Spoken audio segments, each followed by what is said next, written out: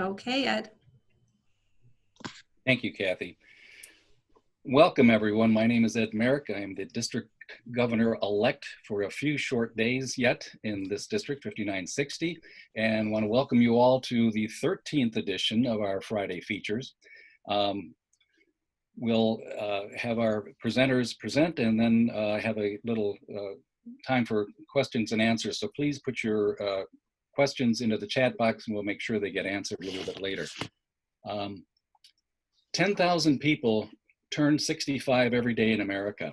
By 2030, the number of individuals over 65 will exceed those under 20. This is the greatest biomedical challenge we're facing today because old age is the greatest risk factor for most chronic diseases. Bold new approaches are needed, and the University of Minnesota, go Gophers, has taken it upon itself to recruit the best and brightest to address this critical issue.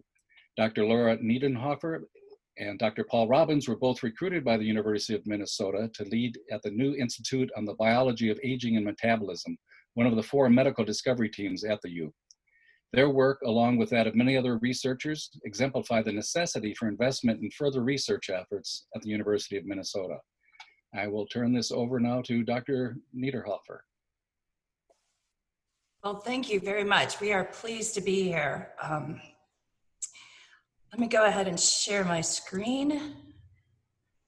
I should say, for some reason, Laura's ghosting in and out, so I think she's going to be somewhat godlike today. Well, not sure why, but we'll see how this goes. So obviously, we're facing kind of a weird time right now, and I just thought I'd give you a brief update on the U.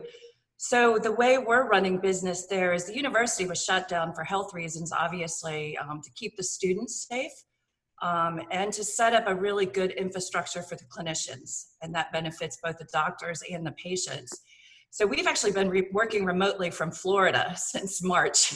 We have elderly parents down here and came to check on them, and we can do our job just fine from everywhere. But we're slowly bringing the scientists back to the bench. And so we're at 50% capacity right now with the hopes to ramp up as long as everything stays as well managed as it does in the state of Minnesota. Obviously, Florida is not a very desirable place to be right now. We're not well managed here at all. But I just wanted to make the comment that I think the U is doing an incredible job in terms of leadership, developing tools, tests, antibody tests, you name it. They've really got this covered. I'm really proud to be part of that effort.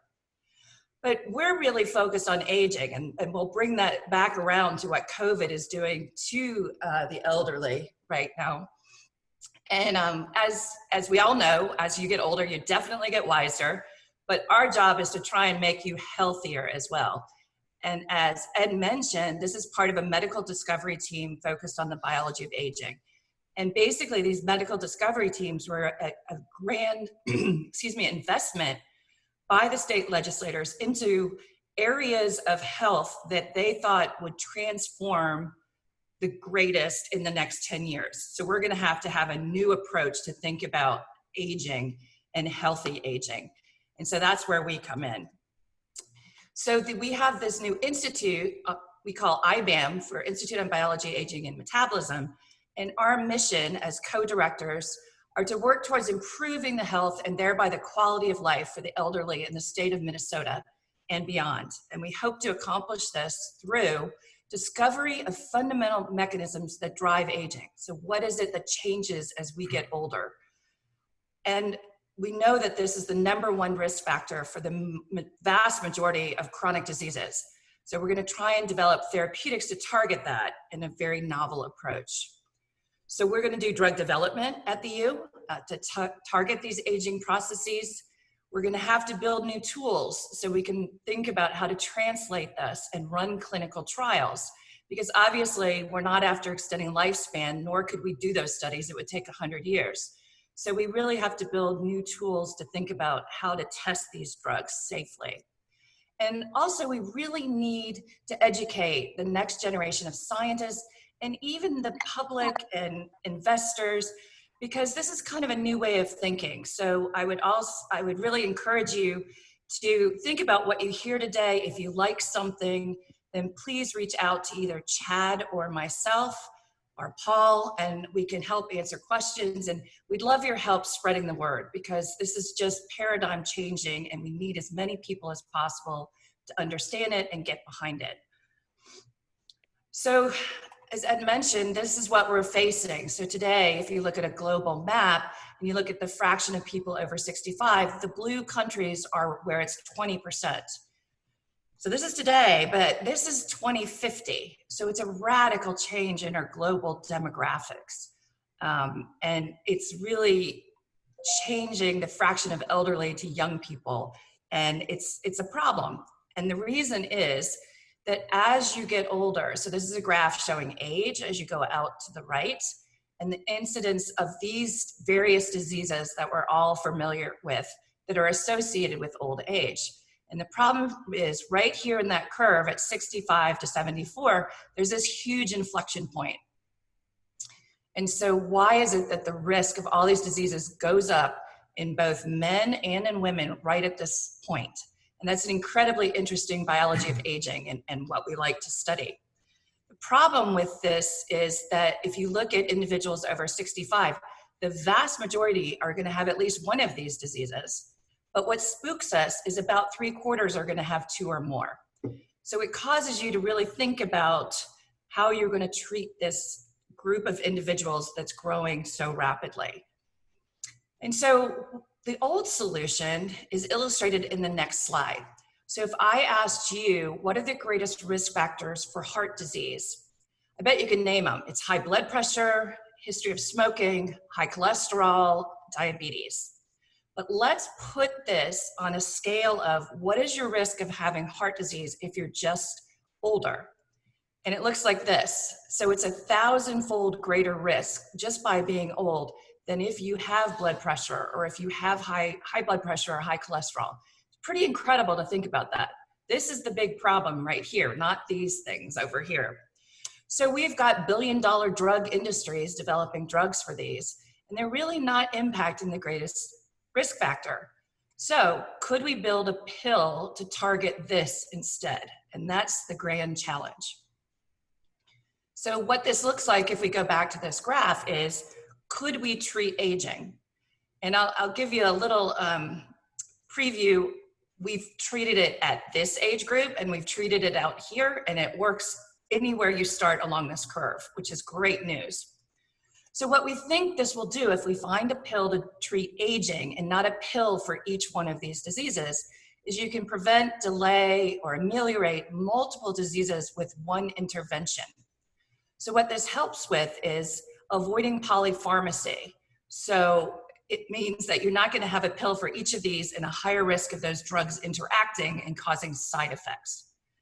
We also think it will help you avoid spending the rest of your life with your cardiologist, neurologist, ophthalmologist. We think we could just get geriatricians who could help you and alleviate all of these at once. Excuse me. And importantly, this in total will reduce healthcare costs. The time you spend with your doctors, how many pills you're taking. And the estimate is when we get out towards 2050, the savings to the United States alone could be $7 trillion. So it's pretty impactful. So what would this do on a societal scale? So what this is the millions of people who are healthy when they're over 65 as we go out in time. So this is sort of where we stand today. So let's say we were able to delay or cure cancer. It would not shift that curve and give you a lot more people who are healthy because the frequency of comorbidities. So these people would no longer have cancer, but there's a very high chance they would still have osteoarthritis, bothering their knees, lower back pain, maybe a little bit of cognitive impairment, or heart disease. All right, what if you cured heart disease? That's that green line in the middle. It's still not going to shift this curve towards more healthy people for the same reason. But if we actually treated aging and got rid of a bunch of these diseases at once, you would shift this curve quite dramatically and had tens of millions of people over 65 who are healthier, enjoying their retirement, very active, highly functional. So this is what we're shooting for. So this is on society scale, but what about you as an individual? So this is just a little cartoon illustrating a lot of familiar diseases that come with aging. So imagine as you're getting older, as you go to the right, that you're perfectly healthy, have no signs of these diseases when it's in blue, but it starts to creep up on you. And by the time it's red, that indicates full-blown disease where you have some dementia, for instance.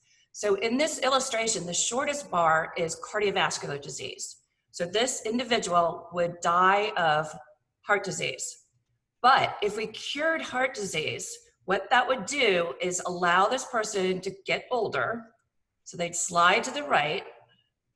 But now when as they're earning those extra years, they're also becoming vulnerable to all these other diseases. So this individual, the next shortest bar is diabetes, but by the time they got out here, they would also have signs of dementia, signs of frailty, and possibly even a diagnosis of cancer. So this is exactly what we don't want to do. So the goal that we talk about now is not about extending lifespan, which a heart medicine might do, or an Alzheimer's drug might do, but we want to extend health span. So this is how it works. Right now, you go through your lifespan, going to the right here, and you stay fit for a long period of time. But then there's sort of this slow decline in fitness. So what our goal is to square the curve. So you want to stay fit all of this extra time, and then sort of precipitously something intervenes. So you're just extending your health span. Now there might be a little bit of benefit to your lifespan, but that's not the primary goal. That's just a side effect. What we're trying to do is compress this period of decline so you're very, very fit out to the bitter end. And so I think this is entirely possible. And let me offer you two arguments for this. So one is, this is a woman who's aging poorly. She's checking her blood glucose levels, she's on oxygen, and she's stuck at home. So I'd rather age like this woman. So she gets to travel, she has a big budget for clothes, she always looks glamorous, and she's very active. She's doing social activities, she's giving back to the community. And so think about it. We all know centenarians, so families where there's an awful lot of people who live into their hundreds. And what's really intriguing about them is they live on an average 20 plus more years, and it's all disease-free. They're not sick for that extra 20 years. They're very active, and they typically drop dead in their sleep. And we know that they have 2.5 times less healthcare costs in the last 2 years of life. So they're not sick, they're not in the hospital system, they're not seeing doctors every day, they're just enjoying themselves. So this tells me humans are hardwired to be able to enjoy extra healthy living. And here's the other evidence that I think supports the feasibility of all this. And this is a story about metformin, and many of you may know this drug. It's also called glucophage, and it's used to treat diabetes. And so what's interesting about metformin is we really don't know how it works. It's incredible. But we've been using it in people for 60 years across the globe, and it works like a charm in diabetes. But we went back, and this is globally, not just Paul and I, but the community in biology of aging, and looked at some interesting data. So what this graph is illustrating is time of survival after diagnosis of diabetes. So if the slope is really steep, you're not doing well. So the blue curve is a diabetic taking a drug other than metformin. So they have the steepest slope. And this is compared to people without diabetes in red. So as you expect, the diabetics are more vulnerable. But this is where it gets interesting. So the green curve is diabetics on metformin. So they're obviously doing much better than people taking a different drug for their disease. But they're also doing better than their age-matched controls. So they outlive people without diabetes. And when you look back at the data, it's because they actually have less cancer, less heart disease, and delayed cognitive decline. So this looks to me as if metformin is doing exactly what we asked. It's not truly a diabetic drug, it's an anti-aging drug that's targeting at least 4 diseases that cluster together in old age: the diabetes, the cancer, the heart disease, and cognitive decline. So I think this is entirely feasible, and the community is working on this incredibly hard. We've made great progress going from drugs to clinical trials in 3 years. And Paul's going to tell you more about that, but let me just set the stage. So if we're thinking about what are we going to target that's common to old age, well, we as a community of scientists have come up with the pillars of aging.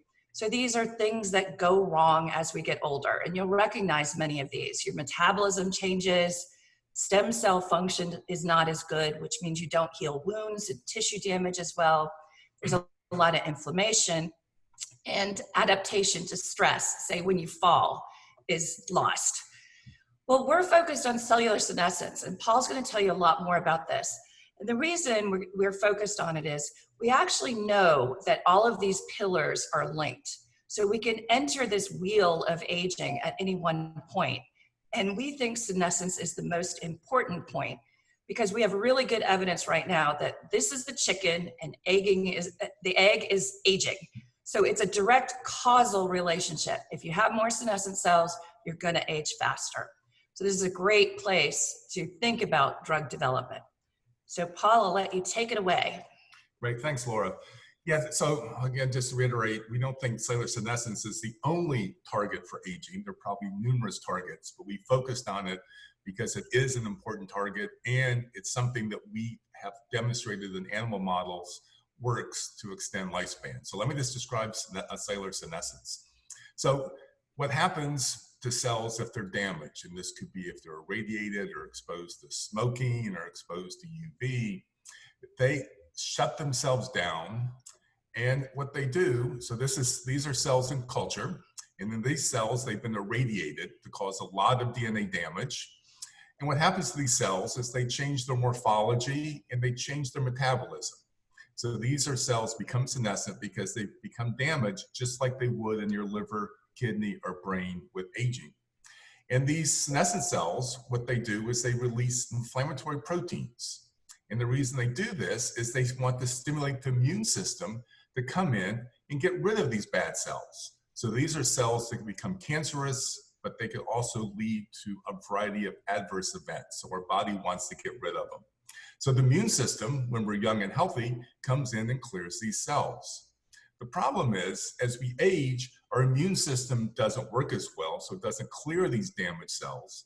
And the amount of damage in our body has accumulated to the point where we have too many cells and it starts to overwhelm the immune system.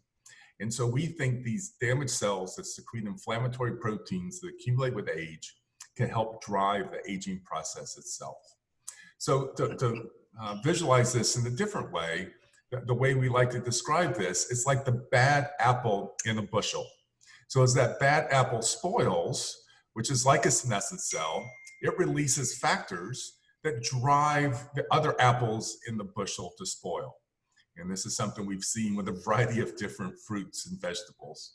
And so if you think with age and time, if you accumulate these cells and then they start to spread these factors that lead to aging and damage in other cells, what this can do is damage the tissue and drive aging.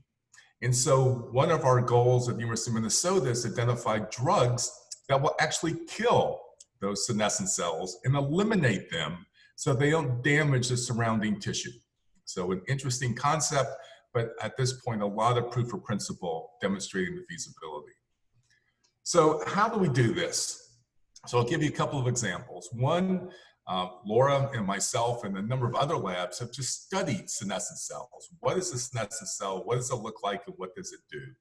And this, by studying senescent cells, we've identified that we can use specific dyes, in this case, one that will turn senescent cells blue, to identify a senescent cell and separate it from a non-senescent cell. And we can do this in the animal, in the human, or in this case, in the laboratory. And so using this ability to identify senescent cells because we can turn them blue, this now gives us the opportunity to do drug screening and drug development. So in this case, we have cells we can grow in culture and we can stress them. We can irradiate them, we can throw toxic molecules on them, and they become senescent, and we can stain those cells blue. As you can see, they're blue cells on this plate. And then we can throw drugs in this plate of cells. And in fact, we can do this out of 384 wells on a single plate, And we can do a number of different plates. So we can screen 1 million drugs this way for things which might kill just the blue cells. And we can then image it in a certain device we have in the lab, and we can see changes in the size of the cells. We also can see changes in number, and we can see the loss of this blue staining. And then this image is actually a fluorescent signal. And by doing this, we can identify drugs that specifically kill senescent cells. The other way that we've done this is we've analyzed them molecularly for every change we can find.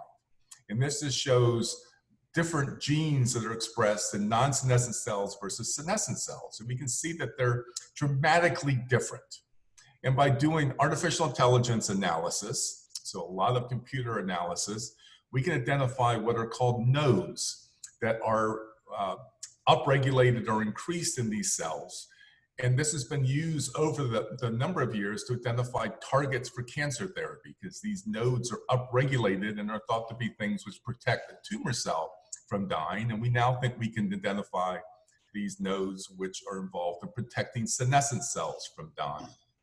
And in fact, that was one of the aha moments we've had over the last 5 years, is comparing a senescent cell to a tumor cell. They actually appear to be very similar. So one of the things we've been able to do is take existing cancer drugs, in this case called Sprycel, that's used for certain types of leukemias and lymphomas, as well as certain types of solid tumors. A natural product you can buy at the pharmacy or at the drugstore that has been shown to have anti-cancer activity.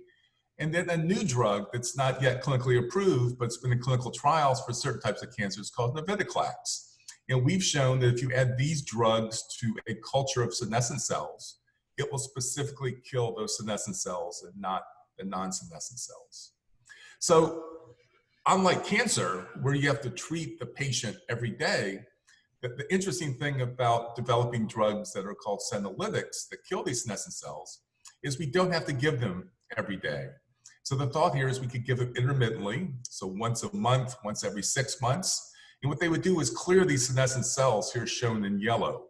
So if you treat once a month or every 6 months, you clear the senescent cells, and then over time, due to the damage, the cells come back, and you treat again to clear the senescent cells.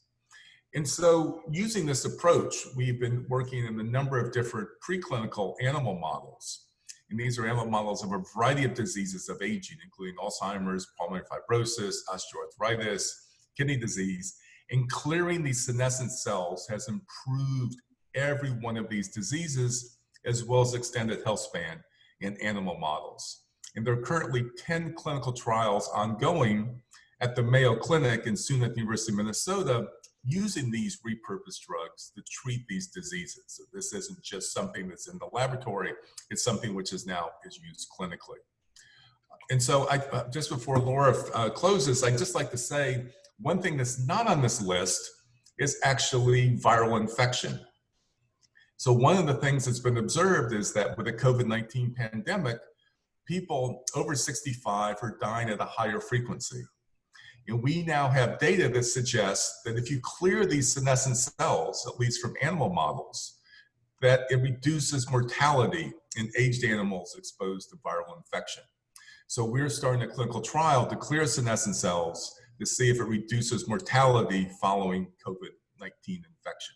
So that is another application. And Laura referred to the metformin being used as a way of not only treating type 2 diabetes, but seems to delay a number of other conditions. There are studies being shown that metformin treatment actually is reducing mortality, or at least hospitalization, of people over 65. So it looks like metformin treatment may have a benefit too. Again, consistent with the concept that what we want to target is aging and not specific diseases. So with that, I'll turn this back to Laura. Thanks, Paul.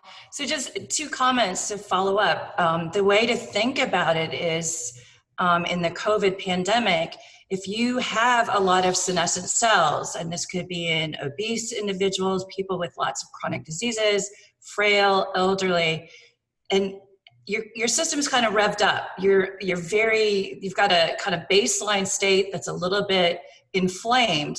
And then when you get a viral infection and your immune system revs up. It's just like putting a match to gasoline, and it's just, and so if you can get rid of those senescent cells and sort of the baseline inflammation, we think we can really keep people healthier during a viral infection. So, and the other point I wanted to make is our own research is really not focused on those diseases that Paul was talking about. We're actually worried about just helping healthy aging. So what we've been doing is an awful lot of studies where you give animals a senolytic when they're the equivalent of, say, even 80 or 85 in human years. And these senolytics still work. So they can take that inflammation away and reverse existing tissue damage and just halt disease in its footsteps. So what we're really hopeful for is, in our long-term vision of what IBAM can accomplish at the U, is going back to the basics of the 3 R's. We want to redefine what old age looks like, make it healthier, enjoyable, and not fearful. We want results really fast because this is important to Paul and I. We're of an age where this matters to us as well. And we want to realize this as benefits for everyone. This cannot turn into something that only the elite get access to through better healthcare. But a lot of what we're doing right now is with drugs like metformin, which are off patent, they don't cost anything, and also nutraceuticals, which are very inexpensive. So we really want this to be accessible by everyone. So that's where we'll stop and be happy to answer any questions that you have. Thank you very much. Wow. Talk about a paradigm shift. That's incredible. I'm intrigued. Thank you. We've got a number of questions actually coming in. In addition to, Amy asked, in addition to drug therapies being pursued, are there lifestyle choices that impact or prevent the development of senescent cells? Yeah, that's a great question. And it's an important one because basically it's like, well, what can I do now while we're waiting for these drugs? And it's really intriguing. You know, nothing rocket science here, but just exercise is known to clear senescent cells. And this does not have to be, you know, weightlifting and panting. It could be a regular walk, just basically getting some exercise on a regular basis, 20 minutes at a time even. It really has been shown to reduce senescent cells in the body, in humans. And the other thing is dietary changes. So kind of the benchmark that we all get tired of hearing about is caloric restriction, or not eating as much can also reduce your senescent cells. But we all know that's no fun whatsoever. So one of the tricks you can do though is compressed eating. So what that means is if you take a 24-hour block of time and eat in the fewest number of hours comfortable. So I hate to say it, but against what your mother told you, skip breakfast, try and have a late lunch, and eat all your calories, you know, between early afternoon and early evening, and then try and fast overnight all the way to the next day. And you can eat anything you want in that other window when you are consuming calories. And this seems to basically control your insulin and glucose levels very well. So you only get one spike during that period of time. And this also will reduce senescent cells and make you healthier. You want to add anything? No, I think that's good. I think there's a study coming out of the Mayo Clinic that showed in the elderly population, minor exercise, and it wasn't out running, or it was basically doing things in the chair, had a dramatic effect on cellular senescence. So, you know, exercise is important at any level, at any age. And our hope is that these drugs will work with people who are exercising to make the effects even better. You know, we don't want to substitute so everybody stays home and eats pizza and drinks beer, but you know, it's to complement a lifestyle approach too. And there's some people that can't exercise. They're just genetically are ones that are heavier and just can't, you know, so we hope these drugs can help them more so than others. Thank you for that. It also occurs to me that you'll have less dishes to wash too if you're pressing into one meal a day, which helps the environment with water. And I mean, this goes, great work, you, University of Minnesota. How does a cell become, how do you pronounce this again? Senescent. Senescence. Yes. How does one become that way? Go ahead. I think It's something that we're still trying to figure out. And so a senescent liver cell may be different than a senescent kidney cell or a senescent brain cell. So even that is turning out to be more complicated, but it's thought different types of damage. So Stress.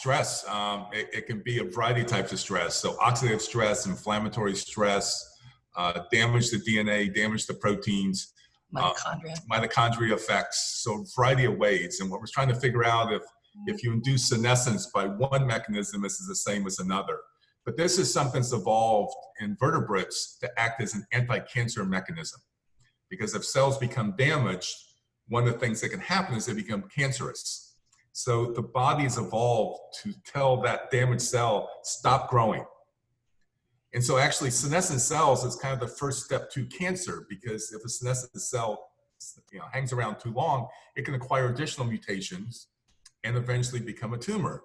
So we have data that shows if you clear senescent cells, it reduces or delays the time of cancer, at least in animal models. So actually, if you treat people, it could actually prevent the incidence of cancer. At least that's the hypothesis. And we have another question here from Khadija, who asks, somebody just asked another question, it keeps flipping on me here. Do potions and lotions work? She's asking for a friend. So the things that are on the market right now that are claiming anti-aging properties, I don't think there's any science behind it. And so we actually try and hold it to a very high bar where you actually have to do a clinical study. And you could do that. You could just put the product on one side of your face and not the other and see if you really think it's working. But there's the companies out there taking advantage of sort of this aging movement to develop products and make money off of it. It's 99% scam. And I don't think they're necessarily harmful, but the claims are overstated, and the FDA, who regulates drugs and what claims you can make about their activities, is really cracking down on this. Jim Hart asks, some organs do regenerate. I know the liver is one that does that, and skin. How does that fit into your model? It's a great question, and it's very complicated still. So we think senescent cells are not only there to prevent cancer, but they're also there to help with wound healing and tissue regeneration. And so a transient senescence, the way we're saying it right now, is what drives tissue regeneration. It's just if those senescent cells hang out too long, that's when they become those bad apples.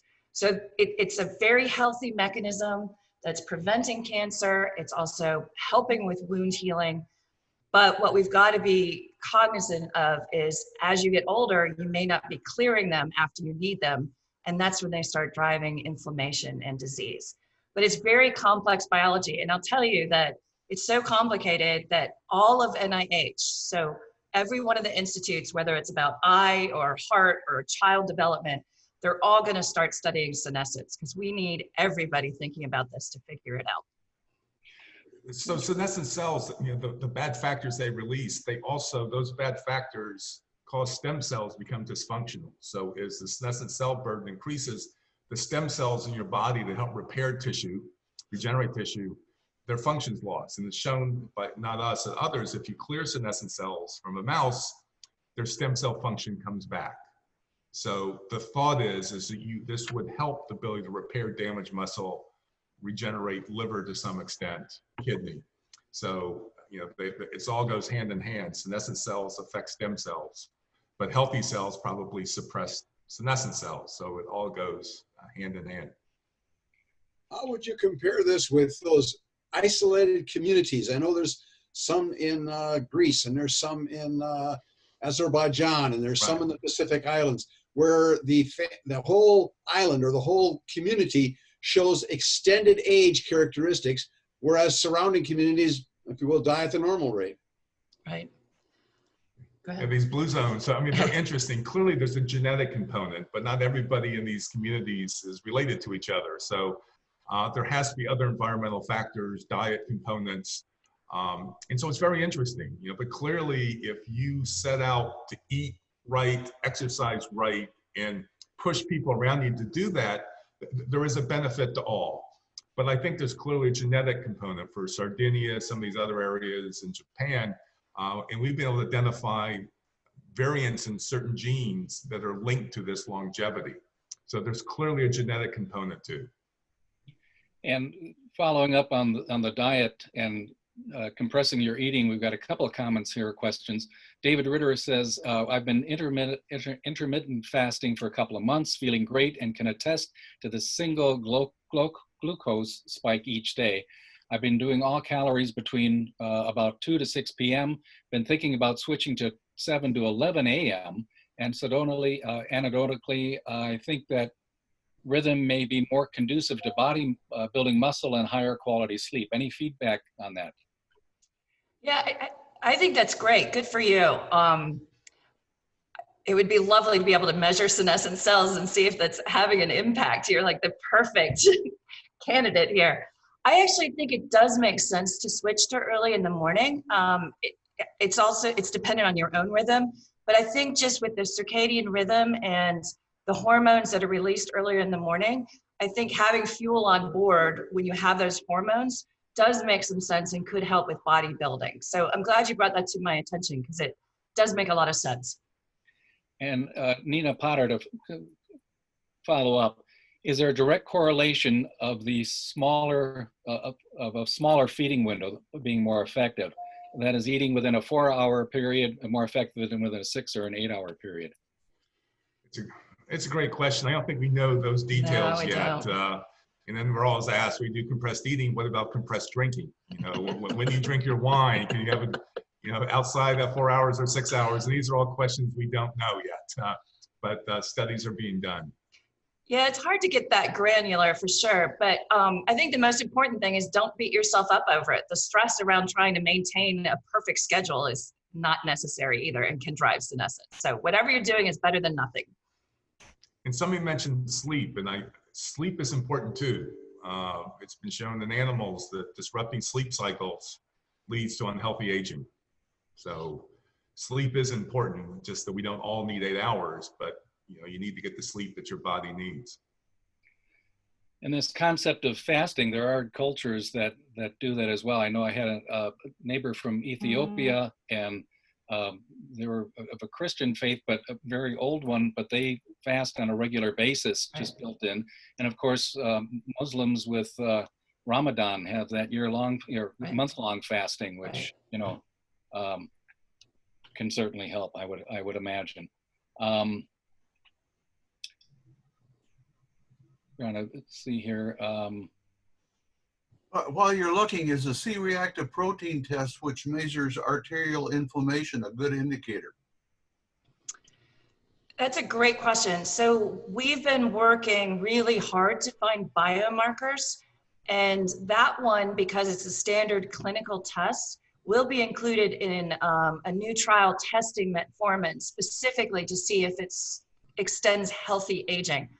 But in a search for just biomarkers that reflect senescent cell burden, and if you're able to lower that with these drugs, it's not enough. So what we're learning is you're gonna have to measure 5, 6, 7 things, just really get a confident result saying, yes, what you're doing, whether it's exercise or taking metformin or someday in a clinical trial testing one of our drugs, to really say with confidence you're reducing senescence, we'd have to measure a lot of inflammatory markers and some specific senescent cell markers, and then some tissue function markers like C-reactive protein. So it's going to be a whole combination. Another one here. Why are older people more susceptible to COVID? So that's obviously a tough one to answer, but we can speculate. So and it's based on our own data.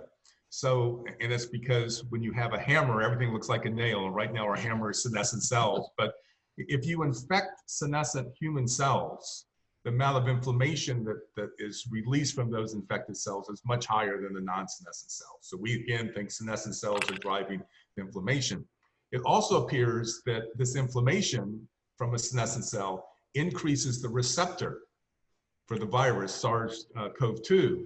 So we think that senescent cells, infection leads to more inflammation. That inflammation increases the receptor levels, but also distribution. So it may increase viral spread.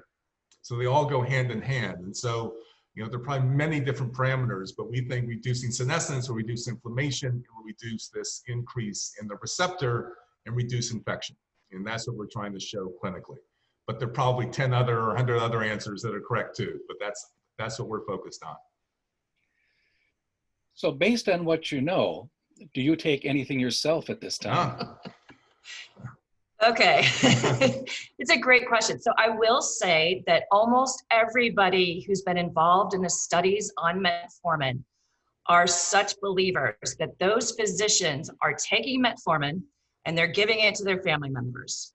And so there are physicians out there that you could approach. You could try your own primary care doctor and say, this is what I heard about. And there are papers on it, scientific papers. I'd be happy to share them with you. You could take them to your doctor and say, is this something for me? Now, there's some people who shouldn't take it because there's a problem if your kidneys are not working perfectly. But most people do not have any side effects. These natural products, we are very convinced they're working. Some people I know are taking them. And again, they're accessible, but my biggest caution right now is we haven't analyzed the over-the-counter products. We don't know they're safe. We know the active ingredient is safe, but the problem is every company's putting it together with sort of fillers and other substances. And I can tell you, I, for one, have gotten horribly sick off of a natural product that Life Extension or something is selling.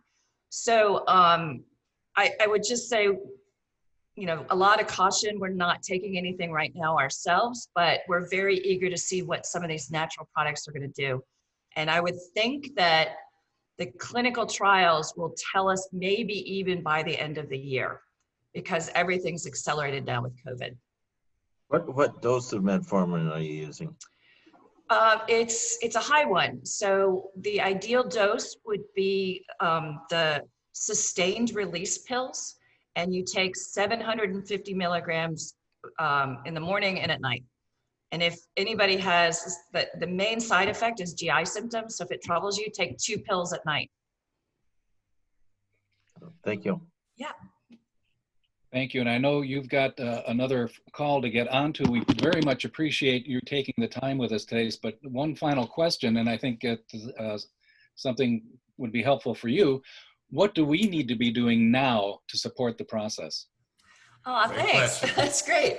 Well, maybe Chad can help answer that question too. I'll pass the mic to him, but we just would love your help spreading the word.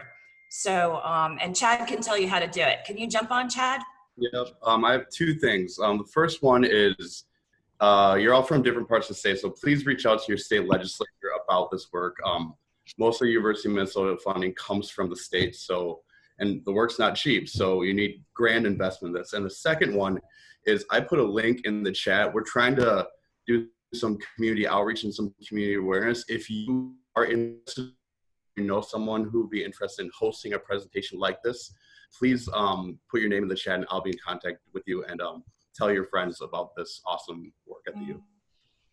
And we hope to be doing this in person at some point. Yeah, that would be fun not remotely. So, like to stop doing Zooms and do it in person at some point, but at least not for a while. That would be great. Yeah. But for all of the Rotarians out there, you know, this would be a great program for the club, and we are recording this and can make it available to the district. But it's kind of nice to have the opportunity for people to ask you questions directly in more meetings and that. So that's certainly a thought. And I think we will thank you, and Chad just put in the link there. So I think we will thank you very, very much and let you get on to your next meeting, and have a great day. Thank you very much.